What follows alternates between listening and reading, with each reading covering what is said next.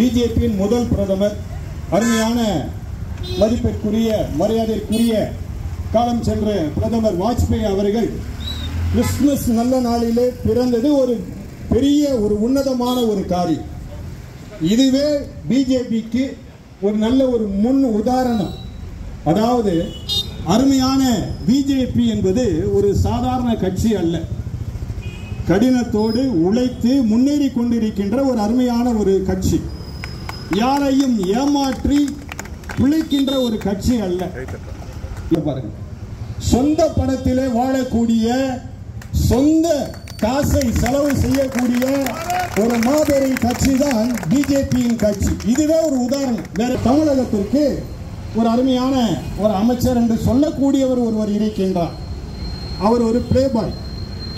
Play பாய்னா இங்கிலீஷ்ல என்னன்னு சொல்லுவாங்க, அர்த்தம் எல்லாருக்கும் புரியும். இங்கெல்லாம் படித்தவங்க தான் எல்லாருமே, படித்தவர்களுக்கு நன்றாக புரியும் பிளே பாய்னா என்ன என்று சொல்லி.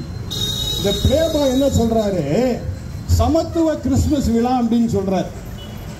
எல்லா மதமும் சம்மதம் அப்படிங்கிற.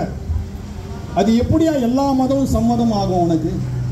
அடுத்து அதே மேடையில் அவர் என்ன சொல்றாரு, நான் கிறிஸ்தவன் என்று சொல்லுகின்றார்.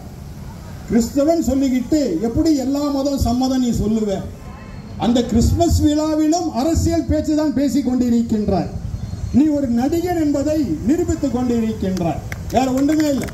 நடித்துக் கொண்டிருக்கின்ற ஒரு பிளே பாயை இன்னும் தெளிவாக சொன்னா விளையாட்டு துறையா அவர் கொடுத்திருக்கிறது பாருங்க. விளையாட்டு துறை கொடுத்த நல்ல விளையாடு பாணி, நான் எது வேணா விளையாடு. எங்க அப்பன் தானே ஆட்சி செய்யறான் தமிழ்நாட்டில், எப்படி வேணா விளையாடிட்டு போ. இன்னும் கொச்சையா எனக்கு பேச தெரியும், அவரை விட கேவலமா எனக்கு பேச தெரியும். அப்பன் கிப்பன் இந்த வார்த்தையெல்லாம் சொல்லக்கூடாது. ஒரு மந்திரியா இருந்து கொண்டு இப்படி ஒரு உடையை நான் போட்டுக்கொண்டிருந்த சமயத்தில் அந்த வார்த்தையெல்லாம் சொன்னா நீங்க என்ன சொல்லுவீங்க? ஒரு ஆன்மீகவாதிங்கிறாரு, ஒரு பேராயர்னு சொல்றாரு, இவர் என்ன அப்படி கொச்சையா பேசுறாரு என்று சொல்லி நீங்கள் கட்டாயம் சொல்வீர்கள். மனித இயல்பு ஒன்று இருக்கின்றது, இல்லை என்று சொல்லவில்லை. ஆனால் எந்த இடத்திலே அதை பேச வேண்டும் அந்த இடத்துல தான் பேச வேண்டும்.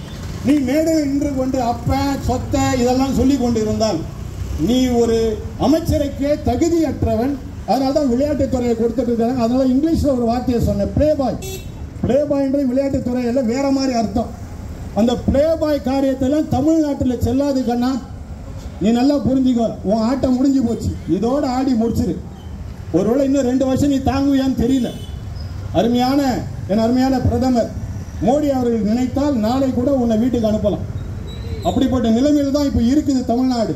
ஆனாலும் அவர் பொறுமையாக இருக்கின்றார்.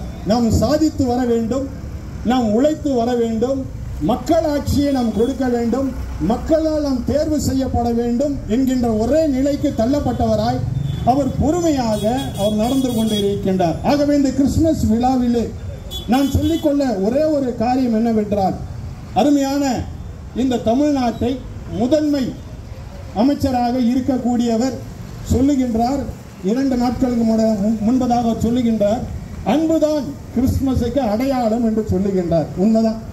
இயேசு கிறிஸ்து அன்பு மட்டும்தான் செலுத்துகின்றார். இயேசு